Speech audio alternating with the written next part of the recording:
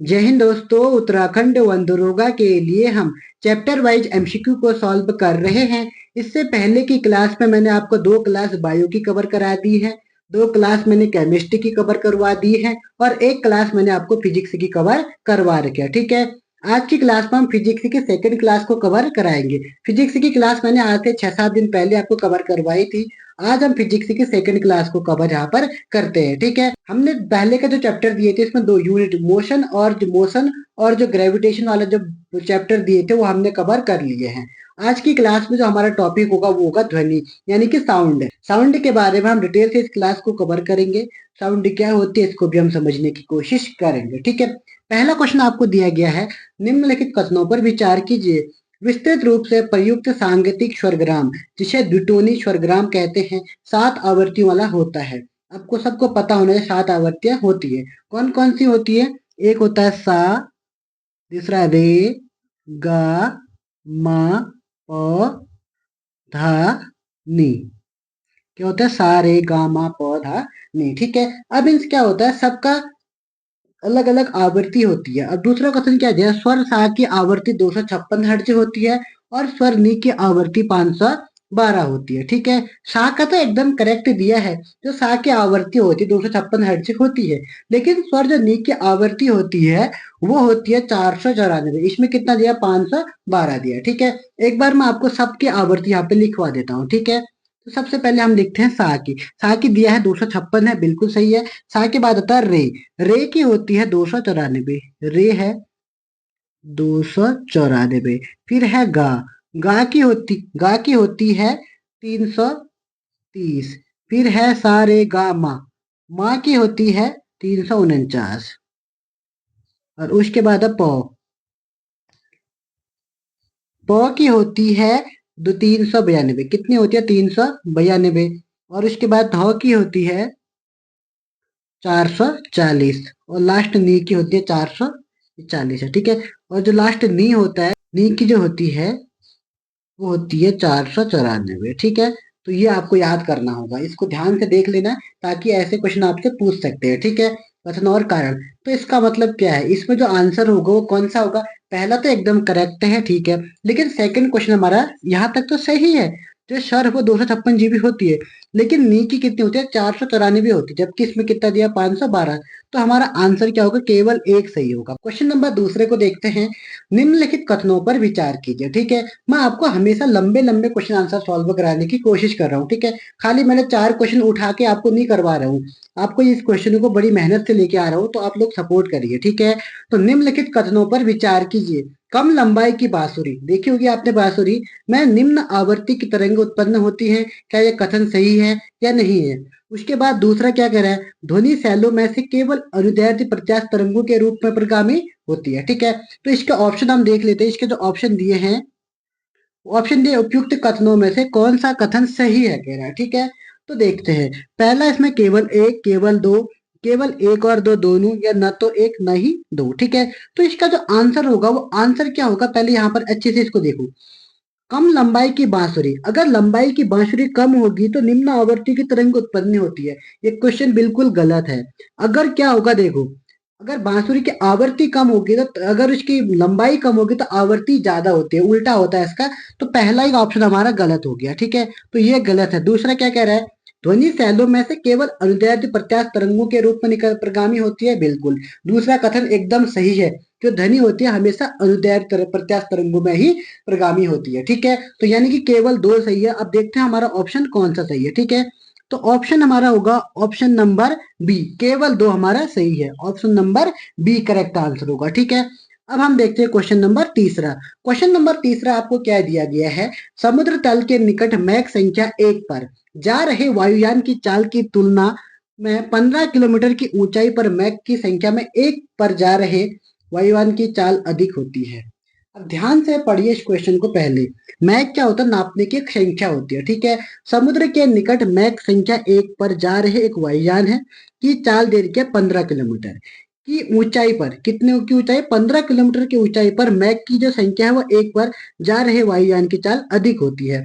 क्या ये कथन सही है या नहीं है? दूसरा क्या कह रहा है? ध्वनि की गति परिवर्ती माध्यम ए ताप पर निर्भर करती है। ठीक है, तो तीसरे का आंसर जो होना चाहिए, पहला कथन तो हमें एकदम गलत है।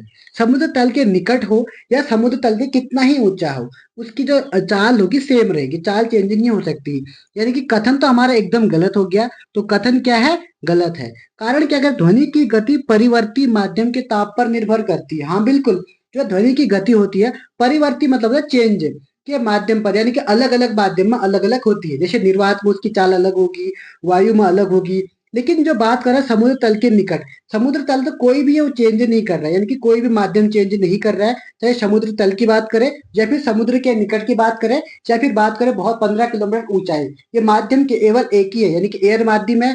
एयर माध्यम में इसकी चाल में कोई चेंजेस नहीं होगा। ठीक है, तो पहला कथन तो एकदम ही गलत है। दूसरा कह रहा है कि ध्वनि की गति प्रतिवर्ती परिवर्ती माध्यम में ताप पर निर्भर करती है। दूसरा कथन एकदम सही है। यानी कि ए तो गलत है परंतु आर सही है। तो तीसरे का ऑप्शन कौन सा होगा? ए तो बी, यानी कि ऑप्शन नंबर डी। तो डी इसका करेक्ट आंसर होना चाहिए। ठीक है, तो आपको समझ में आ रहा होगा। नेक्स्ट क्वेश्चन देखते हैं। पराध्वनिक तरंगों की आवृत्ति कितनी होती है? पराध्वनिक सबने पता होना चाहिए। चौथे का जो आंसर होगा ऑप्शन नंबर डी, यानी कि 20 किलो हर्ट्ज, यानी कि 20,000 हर्ट्ज से अधिक।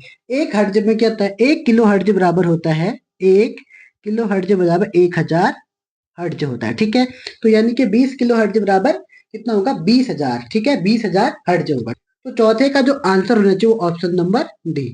चौथे का आंसर क्या होगा? ऑप्शन नंबर डी, ये करेक्ट आंसर होगा। ठीक है, अब पांचवा क्वेश्चन देखते हैं। पांचवा आपको क्या दिया गया है? ध्वनि तरंगे निम्नलिखित में से किसमें से होकर नहीं गुजर सकती हैं?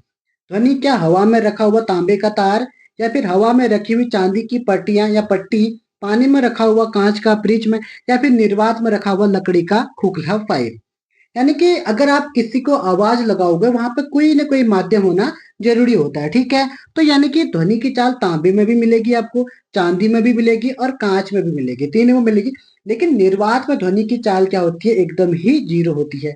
यानी कि निर्वात का इसका आंसर क्या होगा? निर्वात में रखा हुआ लकड़ी का खोखला पाइप, यानी कि निर्वात में ध्वनि आपको बिल्कुल ही नहीं सुनाई देगी। ठीक है, तो यानी कि आंसर क्या हो गया? पांचवे का डी हो गया। ठीक है, समझ में आ रहा होगा। नेक्स्ट क्वेश्चन देखते हैं। छठा क्वेश्चन है, मनुष्य की श्रव्यता की सीमा क्या है? तो मनुष्य कितने तक सुन सकता है? यानी कि मनुष्य की सुनने की क्या होती है? 20 से 20,000 हर्ट्ज। ऑप्शन नंबर ए ही इसका करेक्ट आंसर है। ठीक है, इससे पहले की क्लास में भी मैंने ये आपको करवाया था। ठीक है, सातवां क्वेश्चन है, सामान्य टीवी या रिमोट कंट्रोल में उपयोग की जाने वाली तरंगे होती है। ठीक है, जो सामान्य टीवी है, रिमोट कंट्रोल से उपयोग की जाने वाली जो तरंगे होती है वो क्या होती है? वो होती है अवरक्त तरंगे। कौन सी तरंगे होती है? अवरक्त तरंगे होती है। ऑप्शन नंबर सी इसका करेक्ट आंसर होना चाहिए। ठीक है, आठवां क्वेश्चन है, नीचे दिए गए विकल्पों में से किसमें ध्वनि आर पार नहीं जा सकती है? कह रहा है। ठीक है, क्या पानी में जा सकते हैं? बिल्कुल जा सकते हैं। लोहा में बिल्कुल जा सकती है। वायु में बिल्कुल जा सकते हैं, लेकिन निर्वात में ध्वनि नहीं गुजर सकती है। ठीक है, निर्वात में प्रकाश की चाल तो एकदम तेज होती है, लेकिन निर्वात में ध्वनि की चाल एकदम जीरो होती है। ठीक है, यानी कि ध्वनि निर्वात में सुनाई नहीं देगी। अभी निर्वात निर्वात बार बार बोल रहा हूँ। निर्वात आखिरकार होता क्या है? निर्वात उसे कहते हैं जहां पर वायु भी नहीं होती है। ठीक है, जहां पर वायु को खत्म कर दिया जाता है उसे हम क्या बोलते हैं? निर्वात बोलते हैं। जैसे आप अगर अंतरिक्ष में जाओगे, अंतरिक्ष में कोई भी हमारा ना वायुमंडल है ना कोई वहां हवा बहती है, तो इसका मतलब क्या होगा? जो अंतरिक्ष होगा वो क्या होता है? एक निर्वात होता है। ठीक है, इसीलिए अंतरिक्ष में किसी की आवाज आपको नहीं सुनाई देती है। तो आंसर क्या होना चाहिए? आठवें का option number B correct answer होना चाहिए। ठीक है, नेक्स्ट क्वेश्चन देखते हैं। स्पष्ट रूप से प्रतिध्वनि सुनने के लिए परावर्तक सतह और सुनने वाले के मध्य कम से कम दूरी हो जानी चाहिए। वो है मतलब अगर आप दोनों एक दूसरे से बात कर रहे हो तो आप दोनों के बीच एकदम करेक्ट ध्वनि सुनने के लिए कितनी दूरी होनी चाहिए? ठीक है, तो 90 का जो आंसर होना चाहिए वो 90 का answer option number D, 16.5 metre आप दोनों के बीच की दूरी हो जानी चाहिए। ठीक है, यानी कि प्रतिध्वनि, प्रतिध्वनि का मतलब क्या होता है? अगर आप कभी आवाज लगा तो आवाज आपकी रिपीट होती है। आपने कभी सुना होगा जब आप कोई गधेरे या फिर कहीं जाते हो तो अगर सामने कोई पहाड़ होता है तो आपने देखा होगा कि अगर आप आवाज लगाते हो तो वहां से भी अपनी आवाज क्या होती है? वापस आने की कोशिश वापस आती है। ठीक है, तो यानी कि इसका मतलब क्या हुआ? इसको बोलते हैं प्रतिध्वनि। अगर प्रतिध्वनि के लिए नॉर्मल कितनी हमें कितना दूरी होनी चाहिए? कम से कम 16.5 किलोमीटर की दूरी होनी चाहिए। ठीक है, तो यानी कि ऑप्शन नंबर क्या होना चाहिए? ऑप्शन नंबर डी इसका करेक्ट आंसर होगा। ठीक है, अब 10वां क्वेश्चन है, ध्वनि का वायु में वेग अनुमानतः है। यानी कि ध्वनि का वेग वायु में कितना होता है आप सबको पता है, 330 मीटर पर सेकंड, यानी कि इसको हम 332 भी हम कह सकते हैं। ठीक है, 10वें का आंसर ऑप्शन नंबर सी है। कभी कभी 332 भी आपको ऑप्शन में दिया होगा। ठीक है, 330 दे या 332 दे, ठीक है, इसको याद करना होगा। 11वां क्वेश्चन देख दिया है आपको, पराश्रव्य तरंगे वे ध्वनियां हैं जिनकी आवृत्ति होती है। पराश्रव्य एक श्रव्य होती है, एक पराश्रव्य, एक अपश्रव्य। अपश्रव्य क्या होती है, जो 20,000 से कम होती है, जिसको हम बिल्कुल नहीं सुन सकते, वो हम जैसे कुत्ते जानवर उसको सुन सकते हैं। ठीक है, और एक श्रव्य होता है, श्रव्य 20,000 से 20,000 हर्ट्ज तक होती है। एक होती है पराश्रव्य, यानी कि जब 20,000 से ज्यादा वाली ध्वनि होती है, इसको भी हम नहीं सुन सकते। मानव केवल श्रव्य ध्वनि ही सुन सकता है 20 से लेकर 20,000 हर्ट्ज तक। ठीक है, और जो नहीं सुन सकता है, यानी कि अगर इससे ज्यादा होगी तो भी नहीं सुन पाएगा, और इससे कम होगी तो भी नहीं सुन पाएगा। ठीक है, यानी कि पराश्रव्य ध्वनियां वे हैं जिनकी आवृत्ति होती है 20,000 हर्ट्ज से अधिक। ऑप्शन नंबर ए इसका करेक्ट आंसर होना चाहिए। ठीक है, तो ए इसका करेक्ट आंसर है। नेक्स्ट क्वेश्चन देखते हैं, लगभग 20 डिग्री सेल्सियस के तापक्रम पर किस माध्यम में ध्वनि की गति अधिकतम रहेगी। अब ध्वनि आपको कहाँ सुनाई देगी अधिकतम, उसको ध्यान से देखिएगा। ठीक है, क्या हवा में, या ग्रेनाइट में, या पानी में, या लोहा में। ठीक है, तो 12वें का जो आंसर होना चाहिए वो ऑप्शन नंबर डी, यानी कि किसकी जो वो होती है ना श्यानता कह सकते हैं, या फिर हम बोलते हैं किसकी जो गाढ़ापन जिसका ज्यादा होता है, डेंसिटी कह सकते हैं। क्या बोलते हैं, डेंसिटी। जिसकी डेंसिटी सर्वाधिक होती है उसमें ध्वनि एकदम करेक्ट सुनाई देती है। जैसे आप एक काम करना, घर में एक लोहा लेना, लोहे में मारना, उसके बगल में आप एक लकड़ी रखना और लकड़ी में मारना, ज्यादा आवाज किसकी आएगी, ज्यादा आवाज आएगी लोहे में। इसलिए सर्वाधिक जो ध्वनि जो ऑप्शन के हिसाब से यहाँ पे करवा रहे हैं। ठीक है, 20 डिग्री सेल्सियस के तापमान पर किस माध्यम में ध्वनि की गति अधिकतम रहेगी, तो वह लोहा की रहेगी। ठीक है, अगर यहाँ पे अलग ऑप्शन होंगे तो ऑप्शन भी चेंजेस होते रहेंगे। ठीक है, आंसर नंबर इसका क्या होगा, 12वें का डी होगा। ठीक है, क्वेश्चन नंबर 13वां देखते हैं, माध्यम फर्स्ट जल है, माध्यम 2 इस्पात, इस्पात यानी कि स्टील को कहते हैं, और माध्यम 3 है नाइट्रोजन। मैं नाइट्रोजन क्या है, गैस है। ठीक है, मैं ध्वनि की चाल को आरोही क्रम में रखिए। तो 13वें का जो आंसर होना चाहिए, सबसे पहले आप लोग खुद ही समझिए, सबसे ज्यादा ध्वनि की चाल कहाँ होगी, सबसे ज्यादा होगी इस्पात में, क्योंकि इस्पात क्या है, कठोर है। तो यानी कि लास्ट में 2 होना चाहिए। अब लास्ट में 2, एक तो इस ऑप्शन में है और एक इस ऑप्शन में है, इन दोनों में से एक ही आपका आंसर होने वाला है। ठीक है, यानी कि 13वें का या तो सी होगा या बी होगा। अब देखना है सबसे कम किस्म होगी, सबसे कम किस्म होगी वो होती है तुम्हारी नाइट्रोजन। नाइट्रोजन क्या है, गैस है। अब गैस में सबसे कम होगी तो तीसरे नंबर का फर्स्ट कहाँ है, तो तीसरा इसमें है, और दूसरे में क्या होगा, जल। तो ऑप्शन नंबर बी इसका करेक्ट आंसर होगा। ठीक है, समझ में आ रहा होगा आप लोगों के। नेक्स्ट क्वेश्चन को देखते हैं फिर, 14वां क्वेश्चन ये है, चमगादड़ अंधेरी रात में उड़ सकते हैं और अपना शिकार भी कर सकते हैं, इसका कारण क्या है। उनकी आंखों के तारे बड़े होते हैं, या उनकी रात्रि दृष्टि बहुत अच्छी होती है। प्रत्येक चिड़िया ऐसा कर सकती है, वे पराध्वनि तरंगे निकालते हैं और उन्हीं के द्वारा निर्देशित होते हैं। बिल्कुल करेक्ट आंसर है ऑप्शन नंबर डी। ये क्या करते हैं, पराध्वनि। पराध्वनि मतलब क्या होता है, जब 20,000 हर्ट्ज से ज्यादा ध्वनि को क्या बोलते हैं, पराध्वनि। और ये क्या करते हैं, इस ध्वनि को निकाल सकते हैं, जिसके कारण ये अपना रास्ता खुद बना लेते हैं। इसलिए क्या होता है, जो चमगादड़ होते हैं अंधेरी रात में उड़ सकते हैं। ठीक है, तो वे पराध्वनि तरंगे निकालते हैं और उन्हें उन्हीं के द्वारा निर्देशित होते हैं। ठीक है, तो ऑप्शन नंबर डी इसका करेक्ट आंसर होगा। ठीक है, अगर बात करेंगे उल्लू की, तो उल्लू में आंखों वाली बात होती है, जबकि चमगादड़ में पराध्वनि तरंगे होती है। ठीक है, दोनों का कंसेप्ट अलग है। जो उल्लू का चैप्टर आएगा वो आंखों में हम उसको कवर करते हैं, और जो चमगादड़ का आता है उसको हम करते हैं ध्वनि वाले चैप्टर में कवर। ठीक है, तो क्वेश्चन नंबर 15 को हम देखते हैं। ठीक है, आपको वी ए, वी डब्ल्यू और वी एस क्रमशः, वी ए मतलब एयर वायु, और वी डब्ल्यू मतलब वाटर या जल, और वी एस मतलब स्टील या इस्पात में ध्वनि की गति क्या है। अभी मैंने आपको बताया था, इस क्वेश्चन को आप खुद बताना। ठीक है, 15वां आपके लिए होमवर्क है, 15 क्वेश्चन आप खुद बताओगे। ठीक है, तो 15 आपके लिए होमवर्क है। अभी मैंने इससे पहले वाले क्वेश्चन में आपको बता रखा है। ठीक है, तो नेक्स्ट क्वेश्चन देखते हैं, जब दो लोग आपस में बात करते हैं तब कितने डेसिबल ध्वनि उत्पन्न होती है। तो ये क्वेश्चन भी आपके लिए बहुत इंपॉर्टेंट है, इस तरीके ही क्वेश्चन आपसे पूछ सकता है। ठीक है, तो 16वें का जो आंसर होगा ऑप्शन नंबर सी होगा, लगभग 30 डेसिबल की ध्वनि होनी चाहिए। ठीक है, अगर जब दो लोग आपस में बात करेंगे तब उनके बीच कितने डेसिबल की ध्वनि उत्पन्न होती है, तो 30 डेसिबल की। ठीक है, अब डेसिबल क्या होता है, ध्वनि का मात्रक। ध्वनि का मात्रक कैसा होता है, डेसिबल होता है, ठीक है, इसको याद करना। जबकि ओजोन का मोटाई उसको किस में मापते हैं, डॉप्सन इकाई। डॉप्सन अलग है, डेसिबल अलग है, ठीक है। नेक्स्ट क्वेश्चन देखते हैं, ठीक है। 17 नंबर का क्वेश्चन आपको दिया गया है। कथन दिया है, अनुरणन विशेषतः बड़े गिरजाघरों तथा अन्य बड़े भवनों में प्रतीत होता है। क्या सही है? दीवारों, छत, धरातल में अपवर्त धनुओं का परावर्तन हो सकता है, ठीक है। तो 17 का जो आंसर होना चाहिए ऑप्शन नंबर ए। अनुरणन एक क्रिया होती है, ध्वनि में ही होती है अनुरणन, यानी कि सुनने वाला होता है कुछ। विशेषतः बड़े गिरजाघर तथा अन्य बड़े भवनों में प्रतीत होता है, ठीक है। यानी कि अनुरणन का मतलब आप एक हिसाब से बोल सकते हो, जैसे आप बोलोगे तो आवाज गूंजती टाइप की, उसको ही क्या बोलते हैं, अनुरणन बोलते हैं, ठीक है।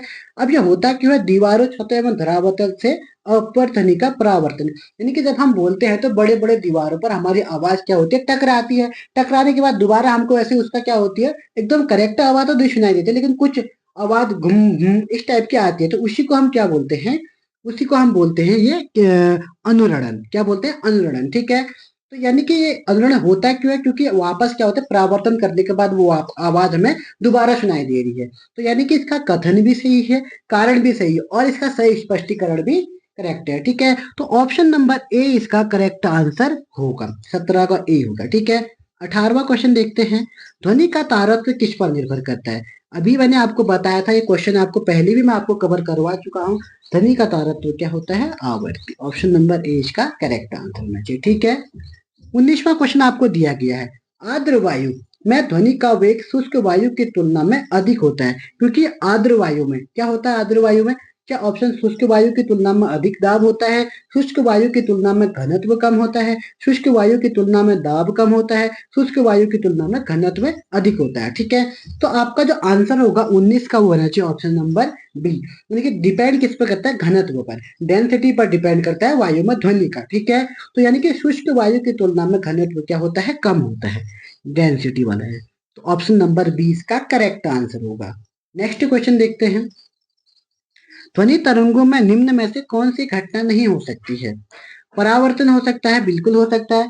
20 का जो आंसर होना चाहिए वो ऑप्शन नंबर क्या, विवर्तन, बिल्कुल विवर्तन भी हो सकता है, परावर्तन भी हो सकता है, व्यतिकरण भी हो सकता है, लेकिन ध्रुवण नहीं हो सकता है। अब ये क्या होता है, इसको हम इसके बाद जो चैप्टर आएगा ऑप्टिक्स है, ऑप्टिक्स से हम बताएंगे कि विवर्तन क्या होता है, परावर्तन क्या होता है, व्यतिकरण क्या होता है, ध्रुवण क्या होता है। वहां पर हम इसको अच्छे से समझने की कोशिश करेंगे। अभी जो हमारा आंसर है ऑप्शन नंबर बी, ध्रुवण, इसको पोलराइजेशन भी हम कहते हैं, ठीक है। 21वां क्वेश्चन देखेंगे। ध्वनि ऊर्जा को विद्युत ऊर्जा में परिवर्तित किया जाता है। ध्वनि को विद्युत में कौन करेगा? आप इसमें आप देख सकते हैं माइक्रोफोन, लाउड स्पीकर, ग्रामोफोन द्वारा, या फिर सौर कोशिका द्वारा, ठीक है। तो 21 का जो आंसर होना चाहिए ऑप्शन नंबर ए, माइक्रोफोन क्या करता है, ध्वनि को विद्युत ऊर्जा में परिवर्तित कर देता है, ठीक है।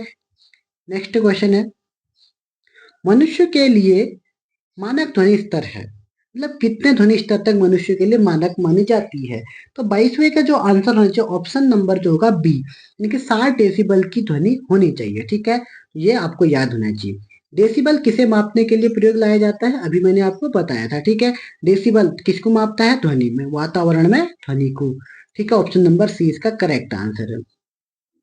पराश्रव्य तरंगों के बारे में निम्नांकित कथनों पर विचार कीजिए। देखो उत्तराखंड लोअर पीसेस में पूछा भी गया, पीरी 2010 का क्वेश्चन है, ठीक है। पराश्रव्य तरंगों के बारे में निम्नांकित कथनों पर विचार कीजिए। ये कीड़ों को नष्ट कर सकती हैं, यह कपड़ों से धूल हटाकर उन्हें साफ कर सकती हैं, इनका उपयोग बीमारी के उपयोग के लिए किया जा सकता है, ये स्वचालित दरवाजों के नियंत्रित कर सकती हैं। 24वें का जो आंसर होना चाहिए वो ऑप्शन नंबर डी, यानी कि ये सभी काम कर सकती है, ऑप्शन नंबर डी। ये कीड़ों को नष्ट कर सकती है, ये कपड़ों से धूल हटाकर उन्हें साफ कर सकती है, इनका उपयोग बीमारियों के लिए भी किया जा सकता है, और ये स्वचालित दरवाजों को नियंत्रित कर सकती है। ऑप्शन नंबर 4 के 4 आपके सही है, option number D correct answer. Question number 25वां है, ध्वनि का वेग अधिकतम कहाँ होगा? निर्वात में ध्वनि का वेग क्या होता है? 0 होता है। तो बचा क्या, वायु, धातु या द्रव में? तो बचा धातु। ऑप्शन नंबर सी इसका करेक्ट आंसर होगा, ठीक है। तो 26वां है, निम्न द्रव्यों में से ध्वनि का सबसे तेज यात्रा करती है? अभी बताया था, स्टील में, वायु में, जल में, निर्वात में। सबसे डेंस जिसका होगा वही उसके सबसे सर्वाधिक वही गति करेगी, ठीक है। तो स्टील इसका करेक्ट आंसर होगा, 26वें का आंसर ए। नेक्स्ट क्वेश्चन देखते हैं।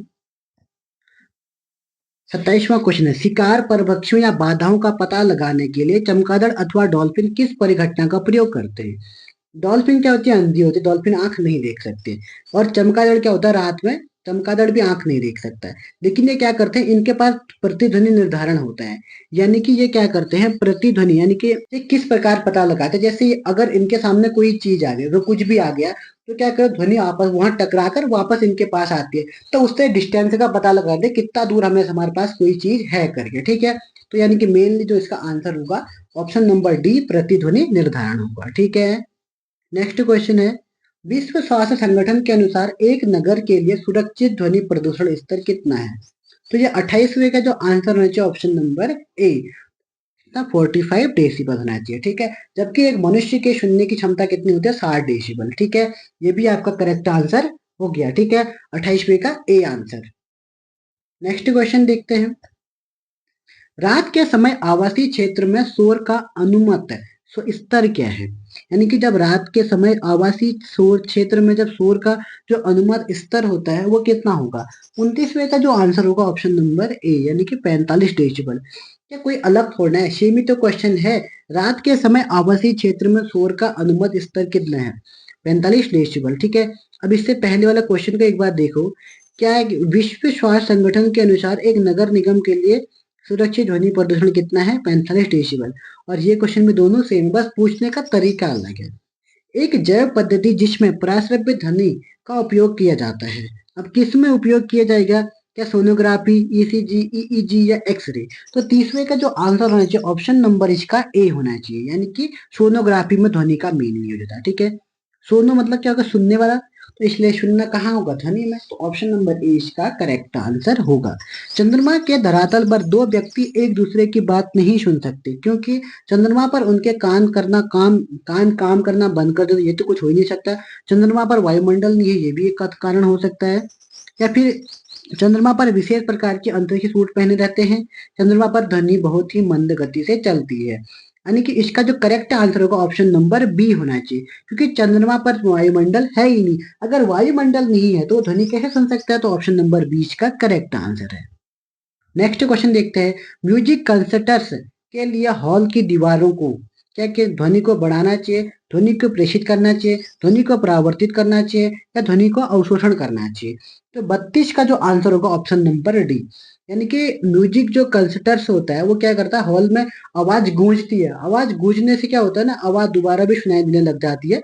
इस चक्कर से दिक्कत होती है। यानी कि आवाज को परावर्तित होने से हमें क्या करना होता है? बचाना होता है। जबकि परावर्तित नहीं, ऑप्शन नंबर सी कोई नहीं करेगा, गलत आंसर है। ध्वनि का अवशोषण करना चाहिए। कोई लोग क्या करते हैं, पर्दे लगा देते हैं, पर्दे से ध्वनि एकदम करेक्ट वापस आवाज नहीं गूंज पाती है। तो इसका आंसर क्या होना चाहिए? ध्वनि का अवशोषण करना चाहिए। क्या करना चाहिए? ध्वनि का अवशोषण करना चाहिए। ऑप्शन नंबर डी इसका करेक्ट आंसर होगा। ठीक है, नेक्स्ट क्वेश्चन देखते हैं, 33वां, निम्नलिखित में से किस माध्यम में ध्वनि अपेक्षाकृत तेज चलती है? कार्बन डाइऑक्साइड, लोहे की छड़, भाप या जल? ये तो आप ही बताओगे। अब सबसे ज्यादा घनत्व किसका होता है? लोहे का होता है। तो ऑप्शन नंबर बी इसका करेक्ट आंसर होगा। ठीक है, 33 का बी आंसर। नेक्स्ट क्वेश्चन देखते हैं, आज का हमारा लास्ट दो क्वेश्चन बचे हैं, उसके बाद हम अपनी क्लास को विराम देंगे। ठीक है, ध्वनि तरंगे निर्वात में चल सकती है? बिल्कुल नहीं चल सकती है, पहला ऑप्शन गलत है। केवल ठोस माध्यम में चल सकती है? क्यों चल सकती है? ठोस में द्रव में भी चल सकती है, ये भी गलत है। केवल गैसों में चल सकती है, ये भी गलत है। ठोस तथा गैस तथा दोनों माध्यम में चल सकती है, ये करेक्ट होगा। ठीक है, 34वें का क्या होना चाहिए? डी होना चाहिए। ठोस में भी चल सकती है, गैस में भी और द्रव में भी चल सकती है। तो यानी कि आपको जो भी दिया होगा ऑप्शन में वो आप करेक्ट कर लेना। ठीक है, 35वां लास्ट क्वेश्चन दिया है आपको। 35वां जो दिया है आपको, निम्नलिखित में से किसका ध्वनि के वेग पर कोई प्रभाव नहीं पड़ता है? क्वेश्चन ध्यान से सुनना, निम्नलिखित में से किसका ध्वनि के वेग पर कोई प्रभाव नहीं पड़ता है? क्या दाब, आर्द्रता, तापमान या घनत्व? तो ऑप्शन नंबर इसमें जो होगा आपका करेक्ट आंसर वो होना चाहिए ऑप्शन नंबर ए। ध्वनि का तापमान पर बिल्कुल फर्क पड़ता है। घनत्व तो मैं 10 बार आपको बता चुका हूँ, डेंसिटी जब जिसकी डेंसिटी सबसे ज्यादा, वहां पर ध्वनि सबसे ज्यादा सुनाई देती है। आर्द्रता पर भी फर्क पड़ता है, लेकिन प्रेशर यानी कि दाब से कोई फर्क नहीं पड़ता है। ठीक है, तो ध्वनि के बारे में आज हम डिटेल से इस क्लास को कवर कर चुके हैं। आप लोगों को कहीं पर भी डाउट होता है तो आप लोग कमेंट करना, ठीक है?